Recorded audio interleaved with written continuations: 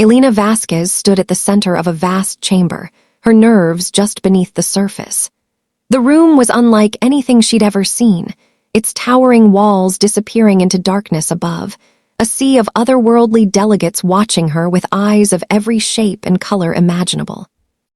Harmony's Edge, the galaxy's most influential diplomatic station, was the place where new civilizations were introduced to the Galactic Council, and today, humanity stood on the edge of its future with Alina as its first ambassador.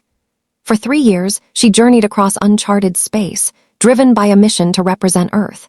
When humanity first learned that it was not alone in the universe, everything changed. The Cathani, a gentle alien species, had been the first to make contact. Through them, Earth was introduced to the Galactic Council, a governing body that spanned the stars. Alina had studied alien customs and languages for months, preparing for this moment. Today was the evaluation. The Council would decide whether humanity could join the interstellar community or remain isolated on their distant homeworld. The weight of that responsibility pressed heavily on her shoulders.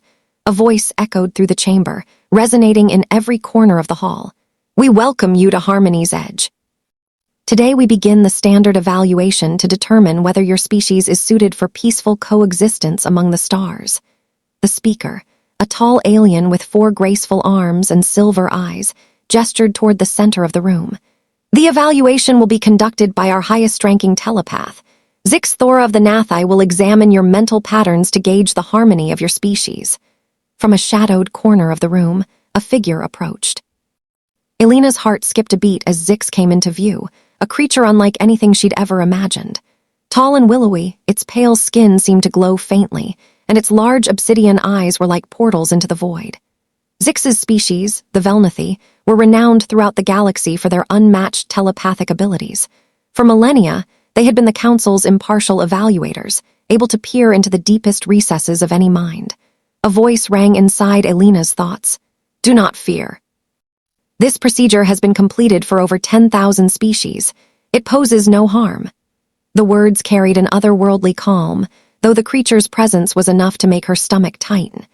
Zix extended a long, slender arm, its fingers capped with metallic tips, and gently touched Alina's forehead. The moment the contact was made, a cold, tingling sensation spread across her skin. She forced herself to remain calm, focusing on the peaceful memories she had rehearsed.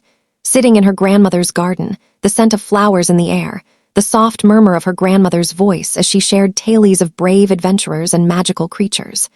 But then everything shattered. Zix's eyes went wide, and the alien let out a sound deep, guttural, and filled with raw terror. It wasn't a scream. It was something far worse, an indescribable vibration that rattled through Alina's very bones.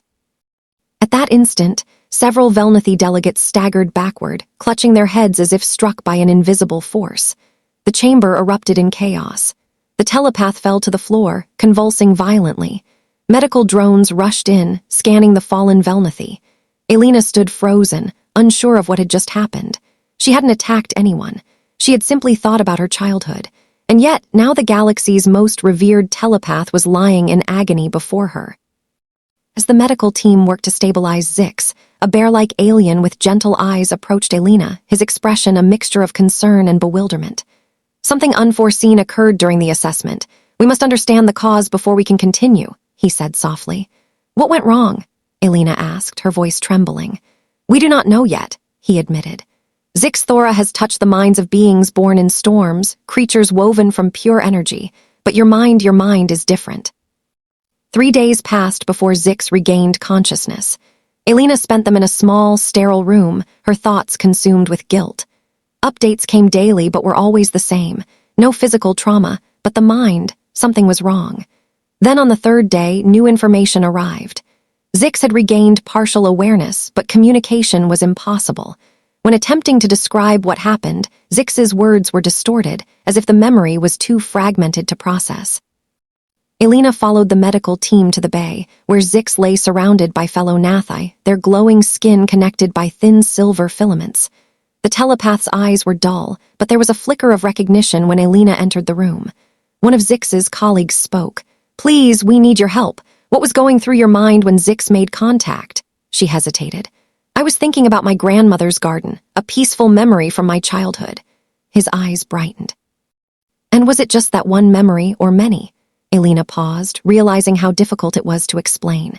It wasn't just one memory. My grandmother told me countless stories. They're all in my head like they're still alive. I can remember the characters, adventurers, heroes, sages. They're part of me. The Nathai exchanged confused glances. How many characters do you believe you recall? Hundreds, maybe thousands.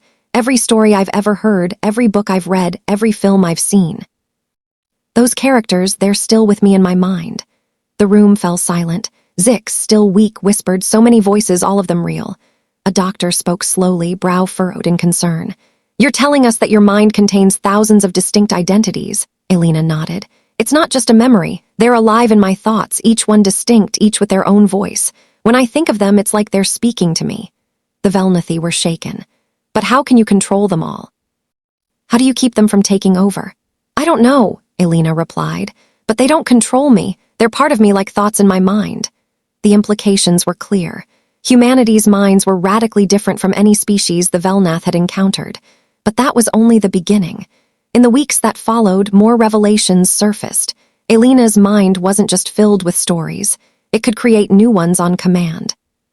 She could adopt the persona of any character, think with their knowledge, speak with their voice. The ability was so unique, so unprecedented, that the Council's telepathic species began to panic. If humans could create entire realities within their minds, how could they be controlled?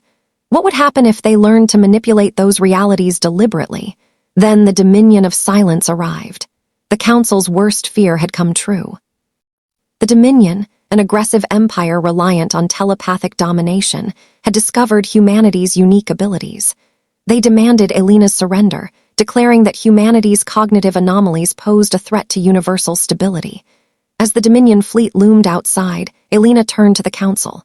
We don't just imagine. We make imagination real, and that is why we will fight back. With a single broadcast, Alina called upon humanity to unite. She urged every human everywhere to imagine a story, a collective defense. Picture protectors, guardians of hope united against tyranny. Create heroes who will stand with us. Across human space, the shared narrative began to form. It started small, individuals imagining their favorite heroes, but soon it grew, each mind contributing its own piece to the collective myth. On Harmony's edge, the telepathic species felt it. Humanity was building something vast, something powerful. As the Dominion Armada approached, they saw it, a fleet of imagined ships created from human stories. The Dominion's telepaths collided with this creation and were overwhelmed. Instead of minds to conquer, they found themselves trapped within a shared myth. Heroes, warriors, and explorers, characters from every human story, rose up to defend humanity. The Dominion withdrew in confusion. They had underestimated the power of human imagination. As the battle faded, Alina stood victorious, her voice strong. We don't just dream, she said. We bring our dreams to life. And so humanity's place among the stars was secured, not through force, but through the power of storytelling. The galaxy had never seen anything like it.